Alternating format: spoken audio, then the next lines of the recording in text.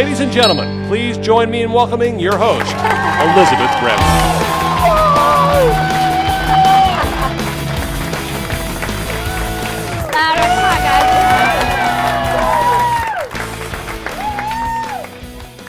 Your entree this evening is going to be scallops that are grilled. I'm going to show you how to make a lobster and crab Newburg sauce that's going to go right over the top of the scallops. We are going to cover that in only the finest Ritz cracker crumb.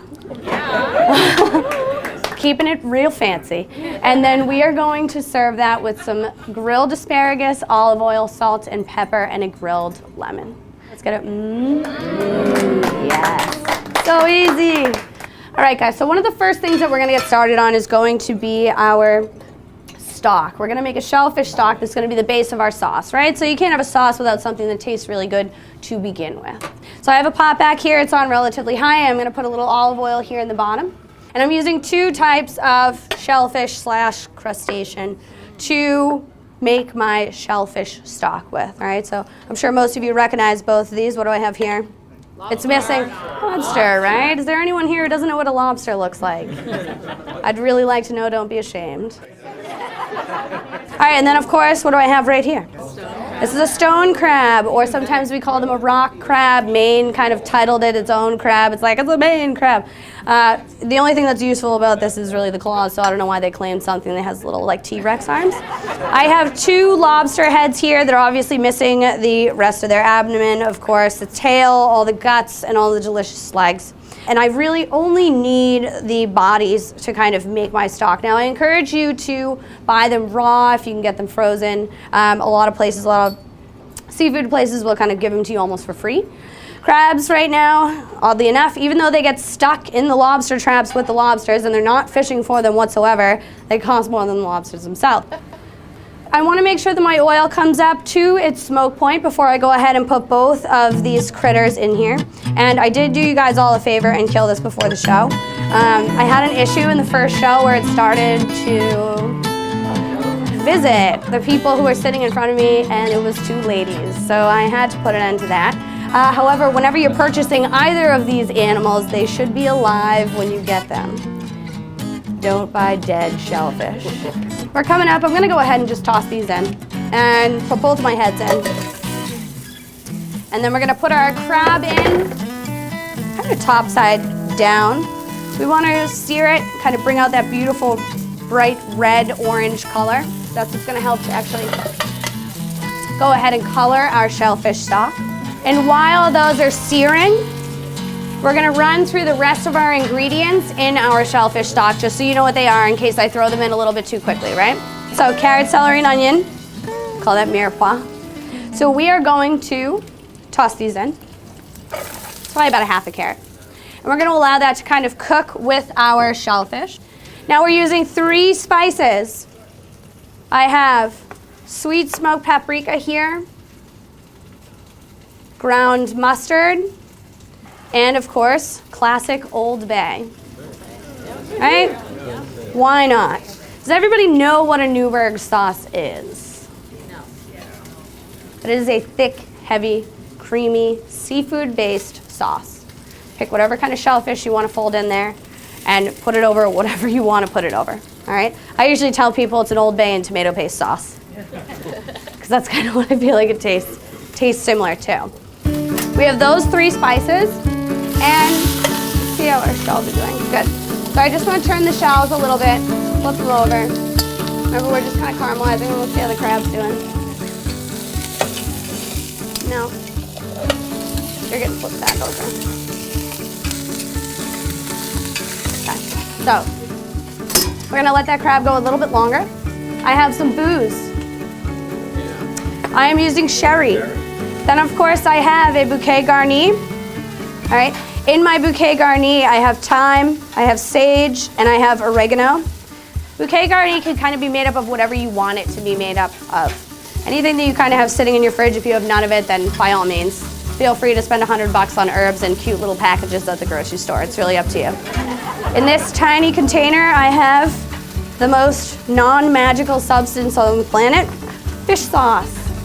For those of you who know what fish sauce smells and tastes like, it's made of anchovies. However, this adds depth to our stock, all right? It's also gonna season it. Last ingredient, and probably one of the most important, other than the shellfish that's in there now, tomato paste. You know what? Let's add some spices. Teaspoon of Old Bay. Half a teaspoon of mustard. And I want to toast the spices a little bit in the bottom of the pot with the oil. We can toast. Yeah. Let's all raise our glasses. And a half a teaspoon of sweet smoked paprika. We're going to toss in our bouquet garni. And then about a tablespoon of tomato paste before we add our 2 finest ingredients, and then of course water at the end. Let's just push this around. I'm gonna flip it over. It's getting tan. Now, I wanna caramelize my tomato paste a little. You wanna get it down to the bottom of the pot. You wanna involve it with the oil and the other spices. What does caramelizing the tomato paste and adding tomato paste to the stock do for us? It's gonna add depth. What else? I like that. That was so open-ended. It's gonna sweeten, right? So tomato paste in general is relatively acidic. You get it down to the bottom, you start to caramelize it. Caramelizing anything, it's gonna add a little bit of sweetness to the stock. I'm gonna deglaze with my sherry. Okay. Gonna add my fish sauce. And then we're gonna add Boston's finest. I know it's magical, right? You'd never think water would be involved in there. Bringing it up, turning it down, allowing it to simmer so the stock stays relatively clear. So, tomato paste is gonna help to color it. It's also going to add some depth. Once the tomato paste caramelizes, it's gonna add a little bit of sweetness, and then the major reason why we add tomato paste either to stocks, soups, broths, sauces, is really for a nice velvety mouthfeel. As strange as that sounds, tomato paste, the depth that it's adding is actually a nice velvety mouthfeel. Yes. We're just gonna let that go. It's gonna come up to a boil. I'm gonna turn it down. We're gonna allow it to simmer. We're gonna go ahead and let it simmer nicely for about 25 minutes. Why do you use the heads of the lobster versus other parts of it? The other parts of the lobster are very valuable. Kind of like this. No, I'm just kidding. I'm sorry. Okay, repeat that. I cut you off with a really crappy joke. No, the heads are for stuff like this. With all the rest of it, we eat. And if you cook it for longer than 12 minutes, especially for something that weighs between 1 1/4 and 1 1/2 pounds, it's gonna be cooked to death. So, yeah, got it? All right, guys, so let's check on our shellfish stock. So right now we're like orangey brown. We like this. All right, so I'm gonna keep this on low and just kind of let it keep going. I think that what we can do is go ahead and actually throw our scallops on the grill. Woo. I know. Scallops. So, scallops. We got some little dinky ones. And then we have some bigger ones. And then we have the mammoths. But right now what I'm using is a 10-20 scallop. Who can tell me what the numbers mean? How many in a pound? That's perfect. Let's have a cheers. Cheers. You get the award. She told you. I have never seen these ladies before in my life. So is it scallop or scallop? It depends on where you're from. Scallops.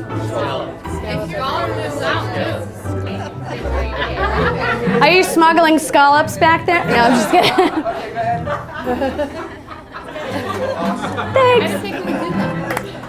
You can, but it costs $5 for every photo that you want to take. All right, so a little bit of salt and pepper. When it comes to most seafood here, we are very spoiled. We take it for granted. Try not to. We have some of the most beautiful, flavorful, and fatty seafood here in New England. I'm a purist when it comes to most seafood. A little bit of oil, salt, and pepper is fine by me. I usually prefer olive oil. When I do a lot of my poaching with fish, I actually don't poach in water or stock. I poach in olive oil as well. It really helps to preserve the fat content of the fish. So, a little bit of olive oil. I'm gonna put the scallops on here. I just want to put some nice marks on it and cook it, I would say about 3/4 of the way through. Most Americans,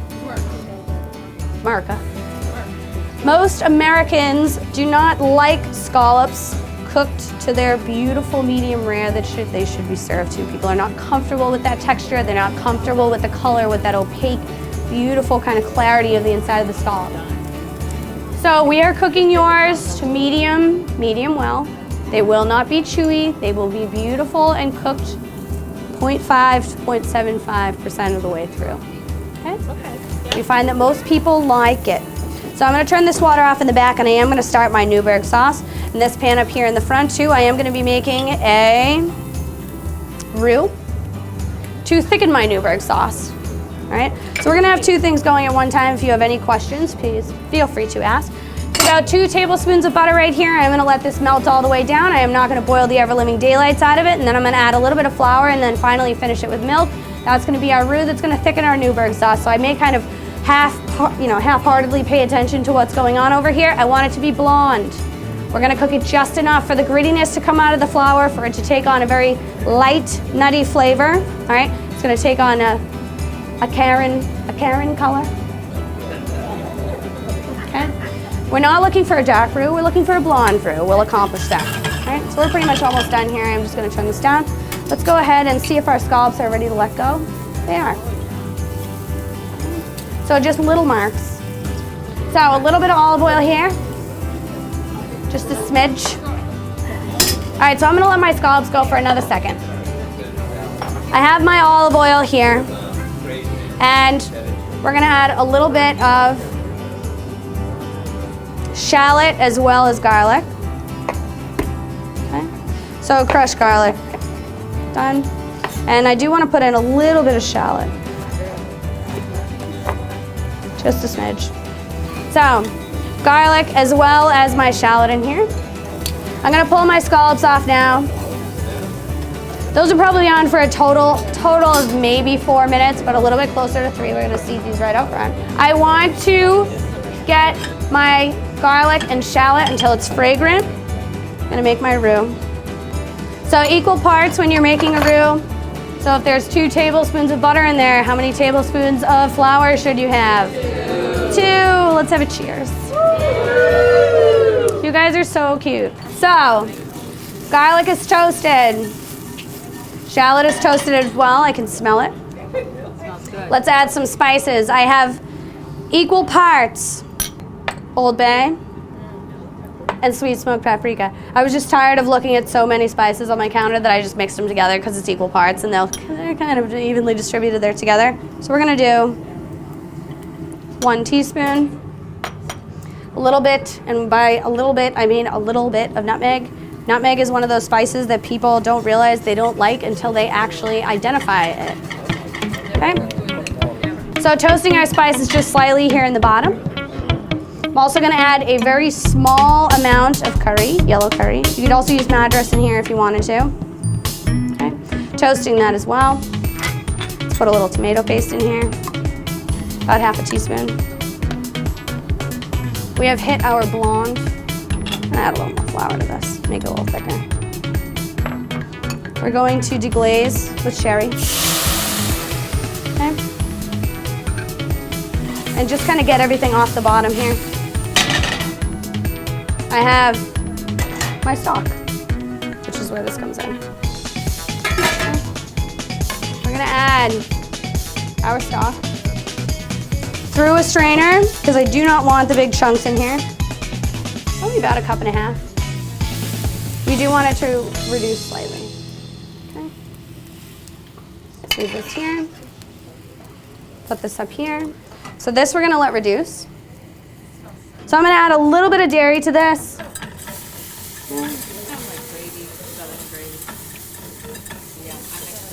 Okay. So adding a little bit of whole milk. I am going to turn this off now. Just bringing this together. Okay. Now we have this delicious paste that we get to add to our sauce later. We can just leave the paste until I want to add it in. Okay. Sauce is looking good. My remaining ingredients in my sauce are lobster and crab, some Worcestershire, which I put in everything. Does anyone like Worcestershire? Yeah, I love it. So magical. Just a little bit. You know you have a problem when you take the little plastic cover off of the Worcestershire? It's like, oh, you just shake it out and you're like, just take the plastic off. It's so much easier that way. Glug, glug, glug, glug, glug, glug, glug. It shouldn't sound like a beer when you're pouring out of the Worcestershire bottle. So I'm gonna add a little bit of my roux to this. And I'm gonna let this thicken up. We're gonna see what happens. All right, so the sauce is done. I'm adding my crab as well as my lobster, both of which are cooked. That's why it's the last ingredient going in. If it's already cooked, you don't want to cook the ever-living daylights out of it a second time. I'm gonna take my little cazuela. Notice there's quite a bit of liquid in here that's leached out of the scallops. Just keep that in mind when you're going ahead and you are making your Newburg sauce, all right? I'm gonna go ahead and put that super VIP expensive Ritz crackers on the top. This is exactly what I've just demonstrated. These are scallops under a Newburg sauce. So I'm gonna set these for 5. Yay.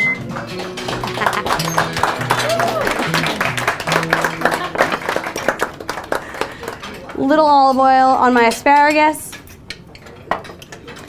Just a tiny bit of salt and pepper. I have a lemon here. Just gonna freshen it. Okay. And let's get both of these on the grill. Remember, my asparagus is cooked 50% of the way through. I just wanna make sure I'm getting a little bit of char on it. Okay. I'm gonna put a little bit of these microgreens on the bottom just to keep my cazuela from moving around.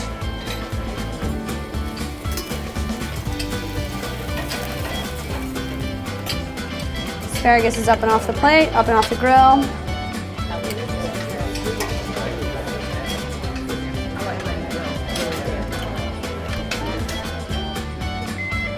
All right, so I'm cutting mine short by a minute. Everybody can use their imagination.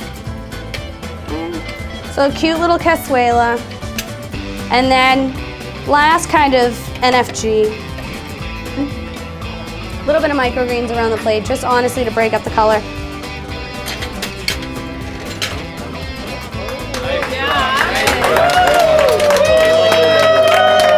That's good. I'm just gonna leave it like that. It's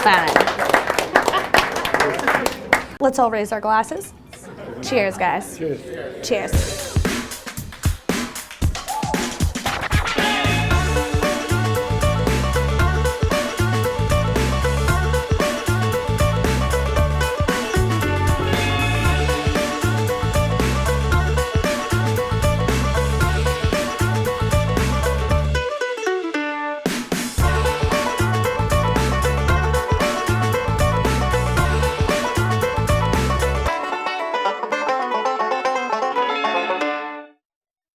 So I have these 6 adorable little scallops.